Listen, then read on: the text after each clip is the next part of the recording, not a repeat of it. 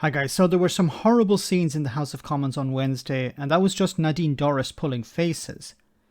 But I do think Keir Starmer was on form. Although he didn't land any major blows, he did highlight the real issues facing families in the UK as energy prices rise and the government is doing pretty much nothing to help.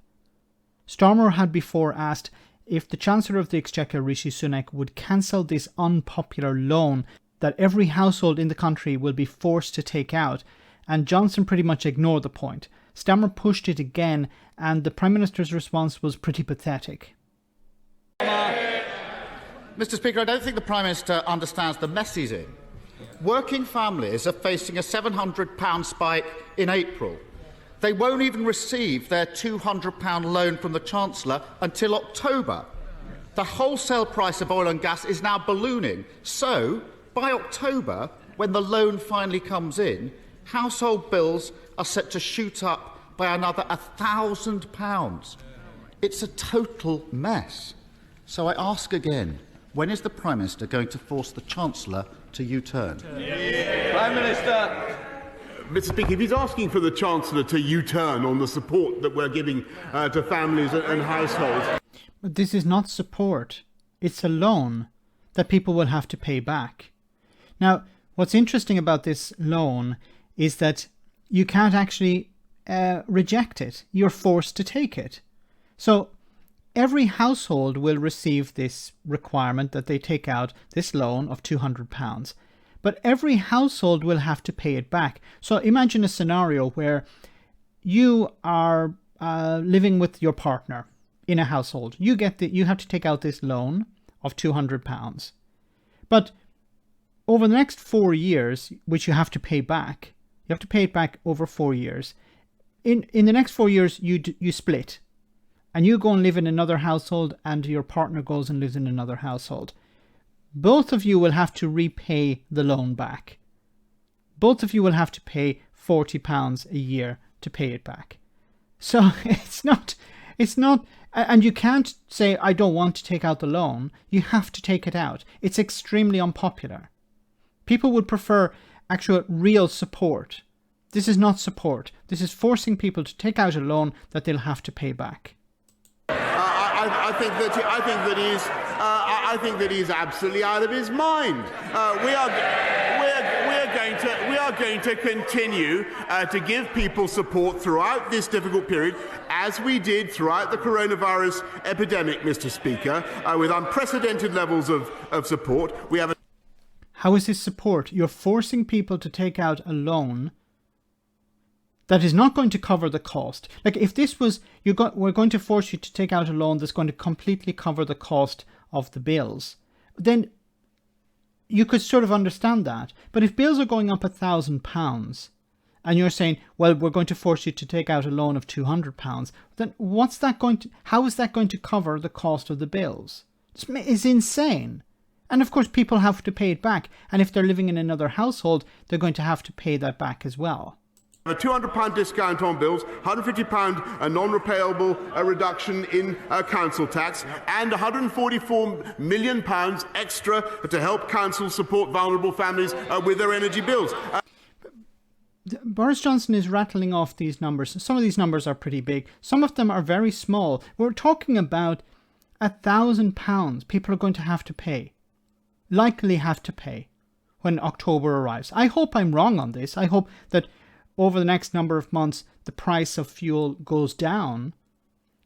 Let's hope that there is a resolution in Ukraine and that the price of fuel goes down. Of course, let's hope that there's a resolution in Ukraine for humanitarian reasons first. But let's hope that people don't have to suffer the rising costs. But Boris Johnson is not doing anything to help people. Or what he is providing is just a pittance. Altogether, Mr. Speaker, there is a £20 billion package of financial help that we are giving the British people, and we will continue to do more. I think a U-turn, Mr. Speaker, is the last thing we want. He's not talking about a U-turn on support. He's talking about a U-turn on this ridiculous loan. Mr. Speaker, we'll see how long that position lasts. Let me try and help the Prime Minister. Let me try and help the Prime Minister by coming at it from a different angle. Before Russia invaded Ukraine, North Sea oil and gas companies were making bumper profits. BP made £9.5 billion. Shell made £14 billion. In their own words, more money than they know what to do with. Since then, the international price of oil and gas has skyrocketed, and so will their profits. When will the Prime Minister admit he's got this badly wrong, put a windfall tax on those super profits, and use the money to cut household energy bills? Prime Minister! Mr. Speaker, the net result of that would simply be to see the oil companies put their prices up yet higher. So we'd prefer people to suffer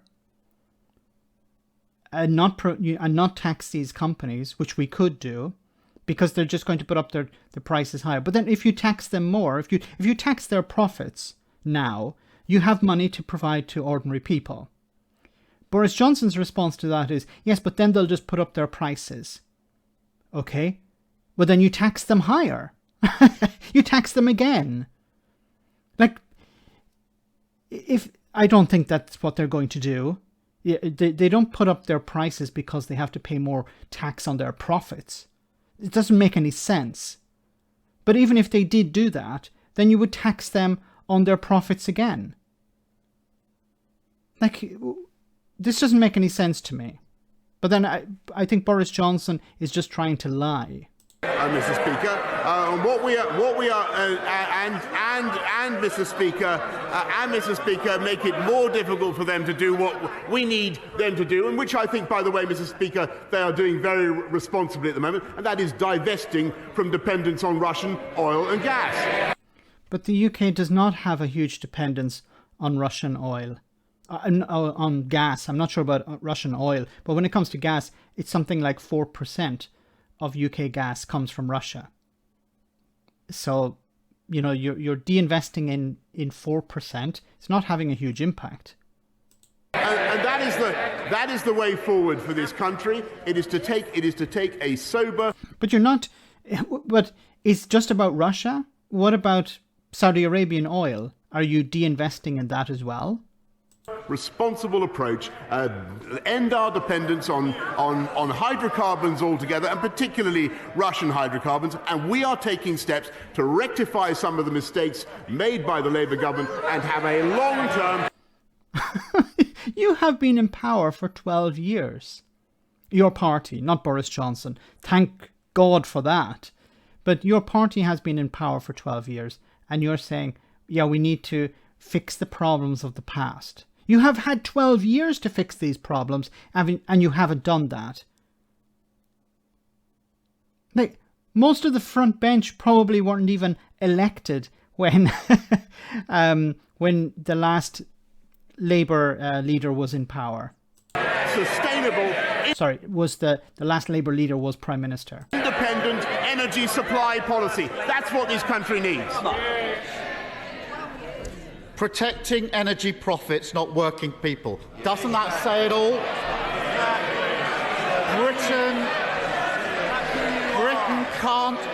Britain can't afford another crisis like this. We need to improve our long-term energy security. That starts with supporting new nuclear and renewables. But the Conservatives have effectively banned new onshore wind. As a direct result of this short-sighted approach, we're using more gas every year than we import from Russia. That's ludicrous. So will the Prime Minister relax planning laws, end the block on onshore wind, and stop supporting policies that make us so dependent on foreign gas? Prime Minister. Mr. Speaker, it's thanks to the policies that this government has pursued that we actually only are dependent on Russian gas for 3% of our gas needs. Okay, and the rest? Unlike virtually every other European country, Mr. Speaker. It's thanks to the massive investment that we've had in renewables, Mr. Speaker. But you said 3% of our gas comes from Russia. Not 3% of our energy, 3% of our gas. That we are, as I've said many times in this House, the Saudi Arabia of wind power, producer of more offshore wind than virtually any other country in the world, Mr. Speaker. Look, I don't know if this is true. If Boris Johnson is saying it, it must be false. And I think he just, by the way, I think he just committed to supporting, this may be news to some of his party, but he just committed to supporting more nuclear power. Great news.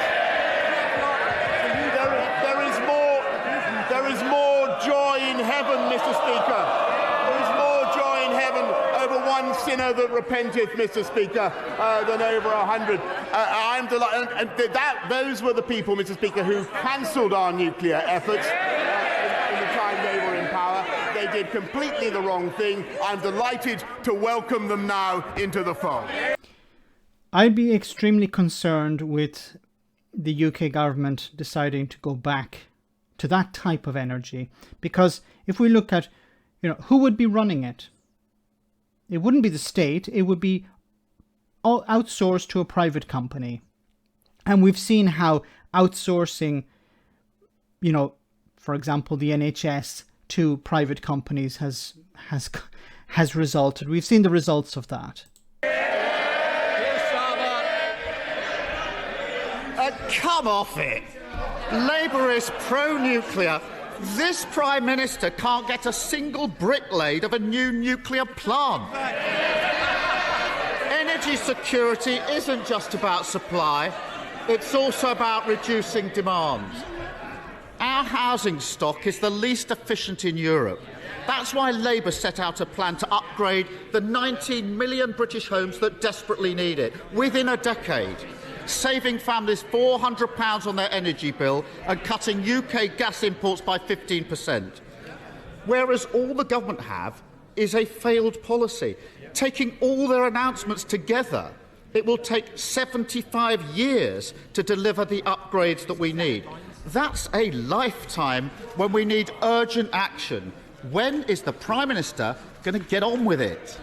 Prime Minister! Well, Mr. Speaker, I just remind the House that under the Labour government, our nuclear output fell from, I think, about 25% to about 10% of our energy needs. As I recall, it was because of the decisions that they took. We're now going to rectify it, Mr. Speaker, and we're helping households. He asked about the cost of energy bills. We're helping households with the cost of energy bills to the tune of £9.1 billion. Now, what does £9.1 billion mean?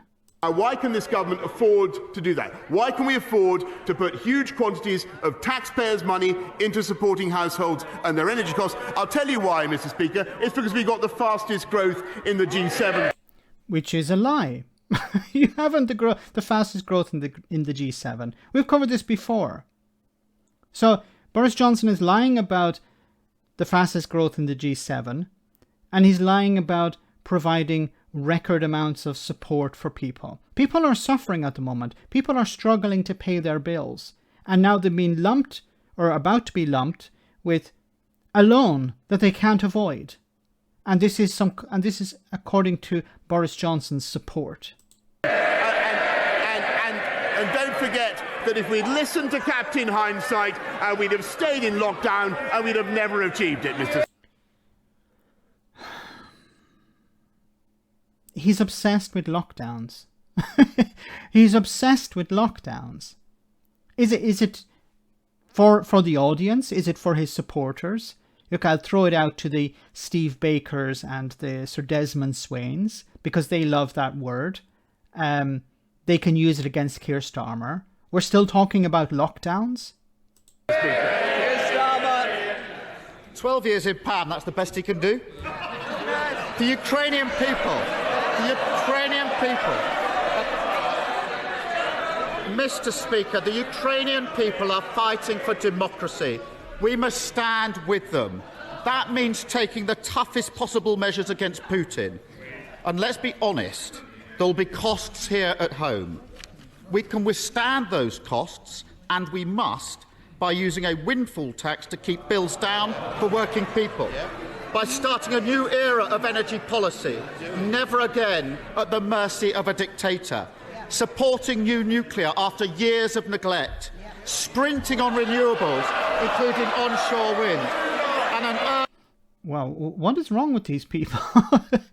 Look at Nadine Dorries. She's losing her mind. urgent national mission to upgrade homes, ending years of dither and delay. So why is the Prime Minister offering the same failed energy policy that cast us into the security crisis and allowed bills to rocket? Mr. Speaker, Sorry, Prime Minister. I want to hear the answer, but also standing up's not going to catch my eye. In fact, it's got the opposite effect on me. Prime Minister. Mr. Speaker, what we are junking is the failed energy policies that left us without enough nuclear power, Mr. Speaker. And what we are going to do is go forward with policies that allow this country to be independent in our energy supply, maximising renewables, Mr. Speaker, making sure that we use transitional hydrocarbons and going for nuclear as well. As I say, I'm overjoyed that Labour now seems to occupy that position. But what we will also do, Mr. Speaker, and here he has been supportive, is make sure that as a House of Commons we work together to maintain our opposition to Vladimir Putin. And then, of course, he resorts to his, we all work together. We're all friends at the end of the day. Boris Johnson's rhetoric doesn't match policy, because why has his party not implemented this over the last 12 years? You know, you were saying, we are the party that implements these things. Well, now you're talking about implementing it. Then what the hell has happened over the last 12 years? So, in conclusion, Keir Starmer was right to highlight these things, asking for a U-turn, suggesting that there would be a U-turn. But unfortunately, I think it was a bit of a hit and miss Prime Minister's questions. Let me know in the comment section, guys, what you thought about all of this. As always, your comments are greatly appreciated. Thanks a lot.